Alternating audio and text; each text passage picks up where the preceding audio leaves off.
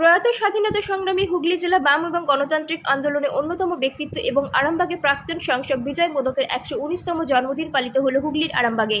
বৃহস্পতিবার সকালে বাসস্ট্যান্ড সংলগ্ন এলাকায় বিজয় মোদকের আবক্ষ মূর্তিতে মাল্যদান করে শ্রদ্ধা নিবেদন করেন যুব শক্তি সম্পাদক ও সিপিএমের রাজ্য কমিটির সদস্য কুলতান দাশগুপ্ত।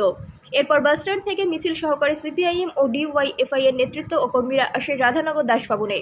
এই ভবনে প্রয়াত বিজয় মোদকের আবক্ষ মূর্তিতে মাল্যদান করেন জেলার যুব সভাপতি সুমন মাল, সম্পাদক শুভঙ্কর দাস, আরামবাগ লোকসভা কেন্দ্রের এবারে সিপিএম প্রার্থী বিপ্লব মৈত্র, প্রাক্তন সাংসদ শক্তিমোহন মালিক, সিপিআইএমের 1 নম্বর এরিয়া কমিটির সম্পাদক সুশান্ত মণ্ডল থেকে শুরু করে অন্যান্য নেতৃত্ব ও কর্মীরা।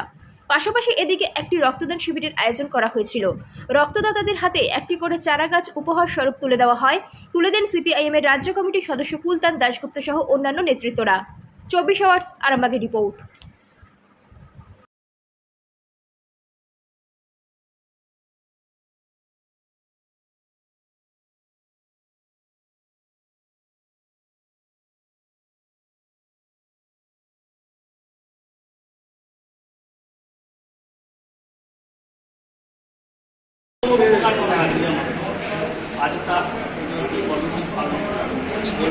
প্রতি বছরই আমরা জন্মদিনে নানান কর্মসূচি পালন করে থাকি। যে উন্নয়নের কাজ, আরামবাগকে নতুন করে গড়ে তোলার কাজ, মানুষের সাথে দুবেলা দুজনে ভালো করে খেয়ে পড়ে বাঁচতে পারে, সেই কাজ রাস্তাঘাট, ব্রিজ, হাসপাতাল, স্কুল, এই ধরনের যেগুলোকে আসলে উন্নয়ন বলা হয়, সেই উন্নয়নের কাজ বিজয়নত করেছে এবং সেই ফল ভাঙিয়েই এখন যারা সাংসদ কর্মীদের কাজ ভাঙিয়েই খাচ্ছে। ফলে প্রতি বছর এই অনুষ্ঠান তাকে স্মরণ করার জন্য আমাদের যে লড়াই, সেই লড়াইয়ের উত্তরাধিকার আমরা বহন করছি, সেইটা স্মরণ করার কাজ আমরা বের করে করি। এবছরও এই রক্তদান শিবির, রক্তদানের ক্যালেন্ডার প্রকাশ হয়েছে, যে রক্তদানের মাধ্যমে মুমূর্ষু গরিব মানুষের জীবন বাঁচানোর যে প্রয়াস ডিওয়াইএফআই দীর্ঘদিন ধরে করে আসছে, আমরা এবছরের রক্তদান শিবিরের ক্যালেন্ডার আজকে এখানে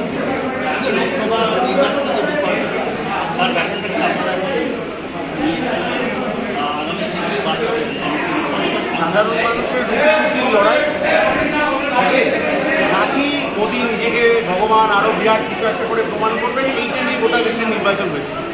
গোটা দেশের মানুষ কার্যকররা বার্তা দিয়েছেন যে রুটির লড়াই, এইটাই মূল লড়াই হিসেবে ধরতে হবে।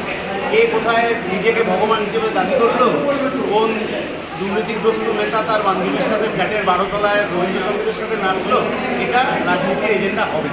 আমরা বামপন্থীরা বারংবার এই লড়াইটা করার চেষ্টা করেছি, রুটির লড়াই। গোটা দেশ জুড়ে যে লড়াই আজ হচ্ছে, তাতে বামপন্থীদের একটা ভূমিকা আছে, যে আসল লড়াইয়ের ময়দানটা রুজি কাজ, আমার ভালোভাবে বেঁচে থাকা ভবিষ্যৎ, এই নিয়ে হবে। ফলে এই লড়াইয়ের প্যাটার্নটা নিয়েই আমরা চলব আগামী দিনে, যাতে এখনও বহু মানুষ একটা বার্তা তারা দিয়েছেন, কিন্তু বিজেপি আবার ক্ষমতায় এসছে এবং এটা আমরা বুঝেই গেছি গত 10 বছরে যে বিজেপি আগামী 5 বছরেও রুজির লড়াইয়ের কাজ খুব একটা করবে। আমরা সেই কাজ করাতে ওকে বাধ্য করবো, সেই জন্যই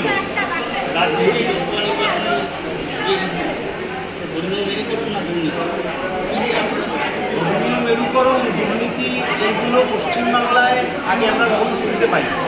এখন এগুলো আমরা পশ্চিমবাংলায় শুনতে পাই, কারণ তৃণমূল এবং বিজেপি দুপক্ষই চায় যে দুর্নীতির উঠতে ধর্মীয় মেরুকরণ কি অন্যান্য এরকম জিনিস দিয়ে আমাদের চোখে ভুলো দেওয়ার চেষ্টা।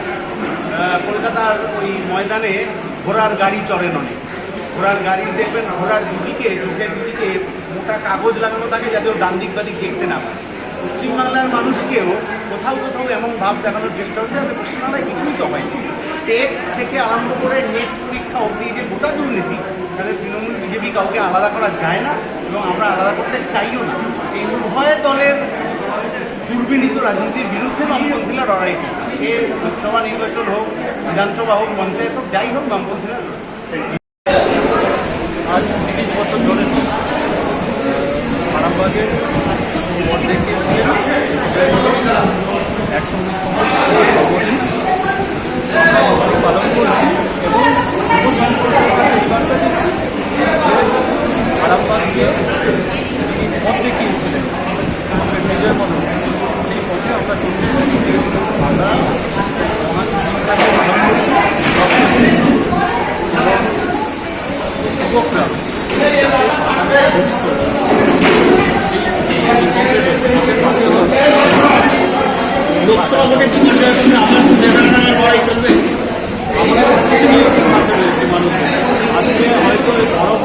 রক্তদান উৎসব হচ্ছে। কিন্তু তাছাড়াও যখন কোনো মানুষ হসপিটালে ভর্তি হয়েছে তারা আমাদেরকে ফোন করলে আমরা অবশ্যই সেখানে গিয়ে পৌঁছে যাচ্ছি। আমাদের কমপ্লেন্টরা গিয়ে পৌঁছে যাচ্ছে ডক্টর।